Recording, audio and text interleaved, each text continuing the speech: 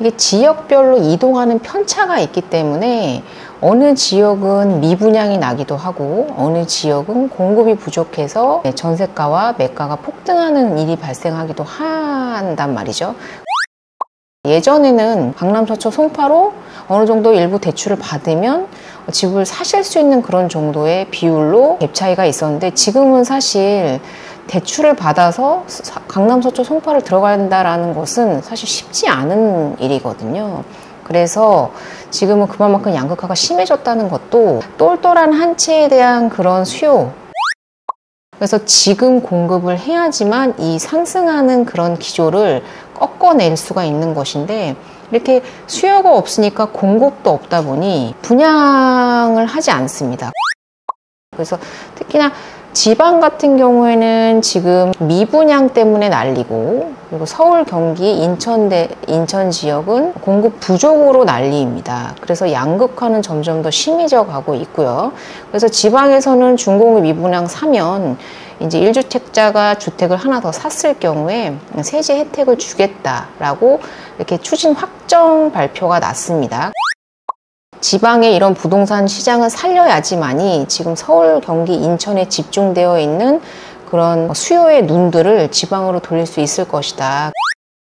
거래 절벽으로 인해서 떨어지는 거. 그러니까 거래가 일어나면서 가격이 떨어지는 것이 건전한 것인데, 그냥 거래가 없어서 떨어지는 거거든요. 그러니까 팔지도 않고 내놓지도 않고 그냥 근근히 금매로 나오는 것들만 거래가 된다라는 의미이기 때문에. 네, 안녕하세요. 담백한 경제 2%입니다. 네, 오늘 날씨가 엄청 추웠죠. 날씨만큼이나 부동산 시장도 상당히 추운 것 같습니다. 오늘 LH에서 기사 뉴스에 신축 매입인데 5만 호 이상 매입을 추진하겠다, 이렇게 발표가 났어요. 그래서 2026년도까지 13만 2천 호를 공급하겠다, 이렇게 얘기가 나왔는데, 앞서 88 대책에서 제가 지난번에 8월 8일날 88 대책이 나왔을 때도 말씀을 드렸지만, 2024년도 불과 1년 만에 11만 호의 빌라를 짓거나 매입해서 11만 호를 공급을 하겠다고 발표를 했었는데, 이거를 또 연장을 했어요. 그래서 올해 최대 5만 호 이상을 매입을 추진하겠다. 사실 제가 빌라에 관련된 88 대책 관련된 내용으로 얘기를 여러 번 드렸었는데, 이것이 왜 불가능한 일인지에 대해서 이제 빌라를 사드리겠다라고 하는 LH의 그 매입 단가가 절대 건설업자분들께서, 건축업자분들께서 절대 맞출 수 없는 매입 단가, 사드리기를 원하고 있기 때문에, 지금 기사에서는 이제 매입 단가에 대한 현실화, 그리고 시공 건축에 대한 시공비에 대한 현실화에 대해서 얘기가 나오고 있기는 하지만 사실 그렇게 쉽지는 않은 상황이다. 앞서 말씀드린 대로 같은 평수에 같은 만평이라고 한다면, 같은 만평에 빌라는 5층까지밖에 지을 수 없고, 아파트를 지으면 거기에 최소 20층에서 30층 이상의 용적률로 집을 지을 수가 있는데, 빨리 지금 빌라를 그럼에도 불구하고 재건축, 재개발이나 신축 공급을 하지 않고 빌라를 매입하겠다고 하는 이유가 빨리 지을 수 있기 때문이거든요. 그러니까 6개월에서 1년 정도 걸립니다, 빌라는. 정말 빠르게 지으면요. 그래서 2020년도부터 2022년도, 3년도까지 정말로 빌라 건축이 화랑기일 때, 되게 아이러니하게도 코로나 시기로 되게 침체가 되었던 시기에 주택 건설, 빌라 건설은 되게 화랑기였거든요. 그것이 정부 정책으로 인한 잘 하기 위한 정책이었기는 하지만, 어려운 시절에 어려운 분들에게, 특히나 청년층에게 전세자금 대출을 쉽게 내주고, 그리고 많이 내주고, 그리고 싸게 내주고, 그렇게 해주면서 임대인이 보증금을 돌려주지 못했을 경우에 그것을 정부에서 보장해주는 정책까지 함께 펼침으로 인해서 건축업자분들께서 상당히 폭발적으로, 그러니까 정상적으로 건설업을 하시던 분들 말고도 신규로 시장에 뛰어드는 그런 건축업자들이 늘어나면서 폭발적으로 공급이 늘어났음에도 불구하고, 사실 공급이 늘어나면 가격이 떨어져야지만 정상인 것인데, 이것이 국가적인 차원에서 전세가가 상승을 하고, 그리고 그 가격에 대한 방어 수단으로 보증보험이 악용되면서 공급이 늘어나는데 전세가가 상승하는 그런 기이한 현상이 몇 년간 일어났고, 그러므로 인해서 그렇게 변질된 그런 형식으로 전세가가 상승을 하다 보니까 지금 거래량이 줄고, 그리고 공시지가도 국가에서 임의적으로 인위적으로 인하하면서 전세 사기, 역전세에 대한 리스크 때문에 사실 빌라에 대한 그런 문제들이 많이 일어났었다. 근데 그럼에도 불구하고 이렇게 빌라의 생태계를 완전히 망가뜨려 놓고 이제 와서 빌라를 이렇게 계속해서 공급하겠다고 얘기하는 이유는 아파트에 대한 공급을 지금은 할 수 없기 때문에, 불가능하기 때문이에요. 근데 공급이 부족하다라는 걸 정부에서는 알고 있기 때문에 어떻게 해서든 임대차 시장의 안정화를 위해서 공급을 해야 하는 상황입니다. 보시면 각종 인센티브를 제공하고, 그리고 2024년부터 2026년까지 13만 2천호의 공급을 추진하겠다고 밝히고 있고요. 그리고 특별한 TF팀 운영을 하겠다라고도 얘기를 하고 있고, 그 이유가 민간 부분의 주택 공백을 신속히 보완하기 위함이라고 되어 있습니다. 앞서도 아실에서 제가 공급 물량에 대한 얘기를 여러 번 했었는데, 보시면 2025년, 2026년 이게 서울의 공급 물량입니다. 이게 신규 공급 물량인데요. 제가 이렇게 말씀을 드리면 그런 분들이 계시더라고요. 지금 서울에 쌓여있는 매물들이 8만 채, 9만 채이다. 집을 짓지 않는다고 해서 집이 부족한 것이 아니다. 이렇게 얘기를 하실 수도 있다고 생각이 들어요. 그리고 실제로 그렇게 말씀하시는 분들도 계시고, 그리고 그런 구축 물량도 물량이다라는 거 저도 알고 있습니다만, 다만 전세를 사시던 분이 집을 매매하시거나 집을 매매하시던 분이 전세로, 그것도 같은 지역에서 같은 공간으로 이동을 한다면 1:1 등가교환의 법칙에 의해서 매매가 전세로 또는 전세가 매매로 이동을 하면서 그 공급이 충분하다라고 볼 수가 있는데, 사실 지방에서 서울로, 그리고 서울에서 지방으로, 물론 지방에서 서울로 이전하는 경우가 더 많을 것이고 중심지로의 이동이 더욱더 많아질 것이고, 그렇기 때문에 집중되는 지역들이 분명히 존재하고 지역별 편차가 발생을 한다라는 점은 간과하지 못할 부분이고, 거기에 가구 수가 증가한다라는 거, 제가 다양하게 방송에서 말씀을 드렸는데, 가구 수의 증가는 인구 통계 포털 시스템에서 2050년도까지는 계속해서 가구 수가 증가를 하거든요. 이제 가구 수가 증가를 한다라는 건, 예를 들어 4인 가족이 자녀분과 그리고 부부가 거주를 하고 계셨다가 그 자녀분들이 어떤 이유에서든 간에 집에서 나오셔서 결혼을 하시던 취업을 하시던 분가를 하는 이유로 해서 가구수는 계속해서 증가를 하게 되어 있기 때문에, 그래서 결혼을 하고 출산을 하면서 그 집에 대한 신규 가구에 대한 공급에 대한 그런 수요는 증가하게 돼 있다. 그래서 절대값적으로 지금 상황에서는 줄어드는 가구 수보다 늘어나는 가구 수가 더 많은 상황이기 때문에 신규 공급이 반드시 필요한 상황입니다. 그리고 또한 이게 지역별로 이동하는 편차가 있기 때문에 어느 지역은 미분양이 나기도 하고 어느 지역은 공급이 부족해서 전세가와 매가가 폭등하는 일이 발생하기도 한단 말이죠. 그래서 지금 지방의 집값은 하락을 하고 서울의 집값은 상승을 하고 있는 것이다, 이렇게 보셔야 할 것 같아요. 그래서 서울의 공급 부족 현상이 오히려 지방의 미분양의 문제를 더욱더 악화시키는 저는 영향을 주는 것이라고 생각이 들어요. 사람들이 반드시 딱 하나의 물건만 선택을 해야 한다면 그것이 부족해서, 예전에는 강남, 서초, 송파 그 주변에 있던 서울에 거주하시던 분들이, 그리고 경기도에 거주하시던 분들이 강남, 서초, 송파로 어느 정도 일부 대출을 받으면 집을 사실 수 있는 그런 정도의 비율로 갭 차이가 있었는데, 지금은 사실 대출을 받아서 강남, 서초, 송파를 들어간다라는 것은 사실 쉽지 않은 일이거든요. 그래서 지금은 그만큼 양극화가 심해졌다는 것도 똘똘한 한 채에 대한 그런 수요, 그리고 니즈가 상승을 하면서 사실 지방과 서울에 대한 그런 갭 차이를 상당히 늘려가는 것이다 라고 저는 생각이 들어요. 그래서 신규 물량이 상당히 중요한데 지금 서울의 물량이 이러합니다. 적정 수요가 매년 46,000가구 정도가 필요한데 서울의 2025년도부터는 물량이, 여기가 2025년도고요. 2026년도부터 물량이 없습니다. 근데 아파트 같은 경우에는 인허가 착공까지, 착공 준공까지 약 3년에서 최소 4년은 걸리기 때문에 지금 착공을 한다고 한들 2028년도거든요. 근데 빌라는 올해 착공을 하면 올해 공급을 할 수 있습니다. 그렇기 때문에 그래서 LH에서 이렇게 급하게 13만 호 정도를 공급을 하겠다. 그것도 수도권에만.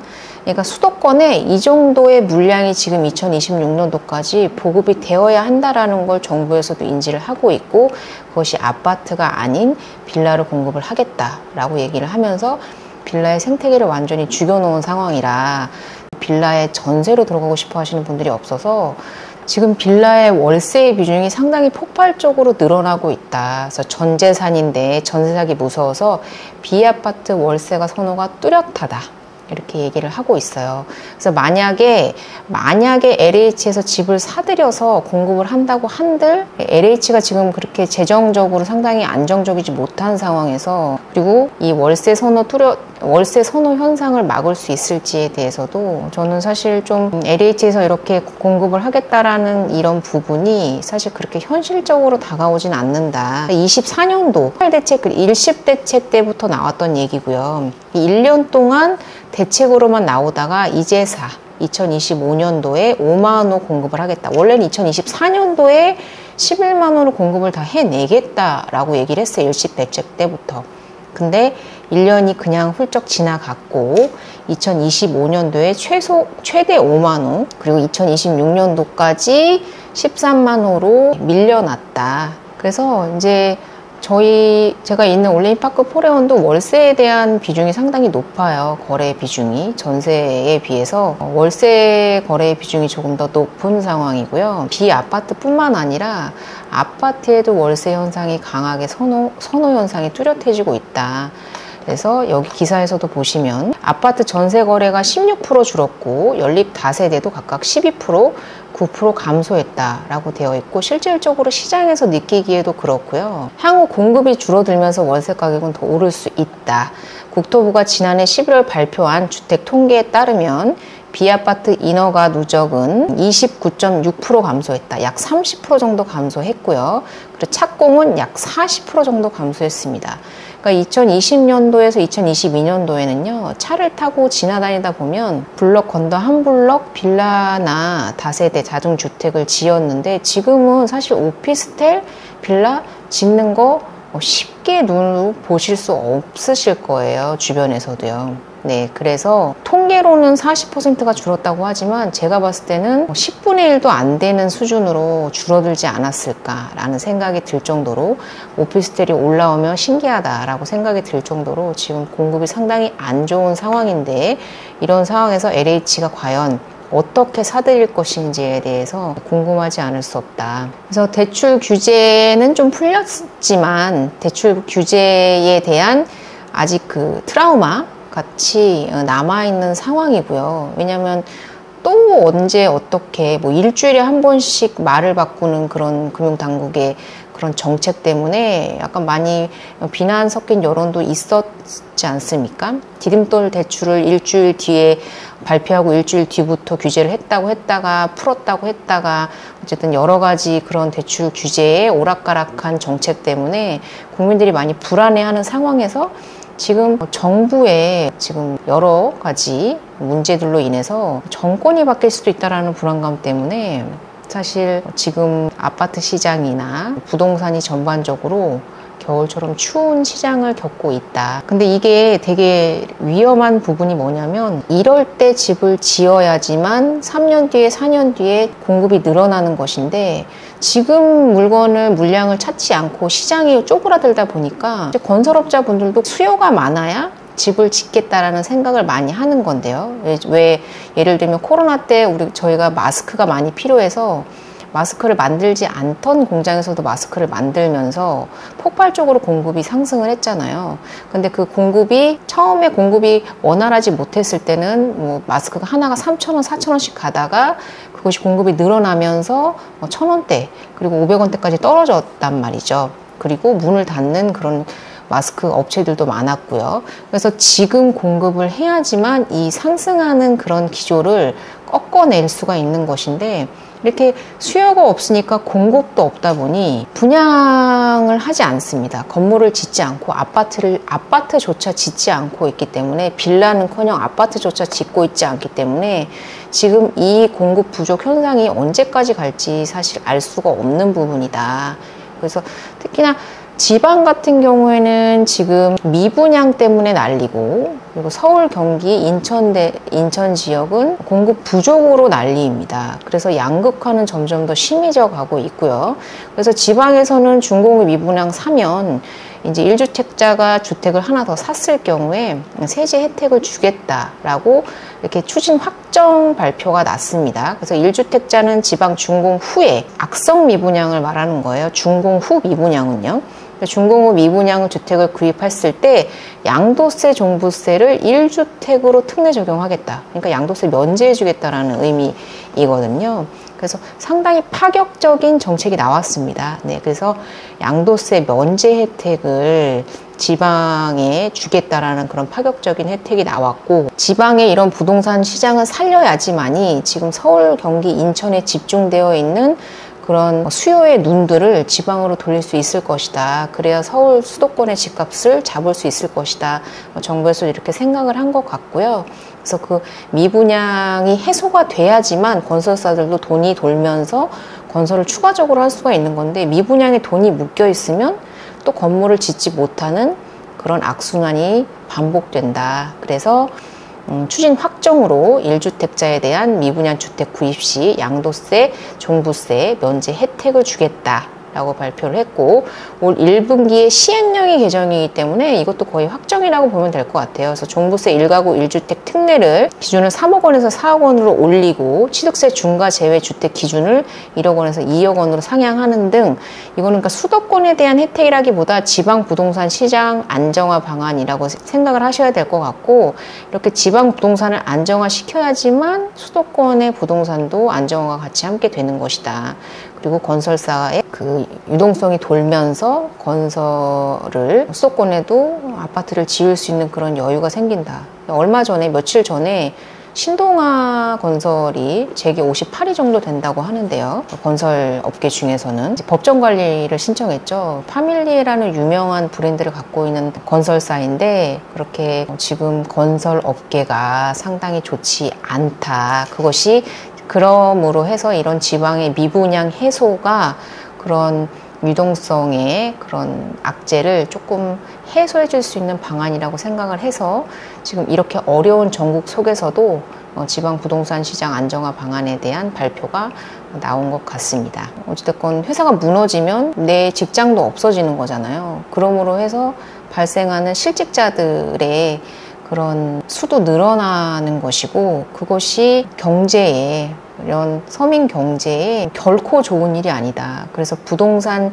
경기가 무너지는 것이 우리 경기 안정에 절대로 좋은 것이 아니다. 저는 이렇게 생각을 합니다. 그래서 지금 상황에서 이 거래 절벽으로 인해서 이렇게 집값이 뚝뚝 떨어지고 있는 이런 상황이 거래 절벽으로 인해서 떨어지는 거. 그러니까 거래가 일어나면서 가격이 떨어지는 것이 건전한 것인데 그냥 거래가 없어서 떨어지는 거거든요. 그러니까 팔지도 않고 내놓지도 않고 그냥 근근히 금매로 나오는 것들만 거래가 된다라는 의미이기 때문에 이거는 지금 집값이 떨어질 전조가 아니라 집값을 상승을 누르고 있는 그런 전조다라고 저는 생각이 들어서 더욱더 불안하다라는 얘기를 드리고 싶습니다. 네, 그래서 이렇게 아파트 값이 보합세 그리고 지방이 하락폭이 확대하는 것이 결코 좋은 일이 아니다. 이것이 서울의 집값을 더욱더 폭발시키고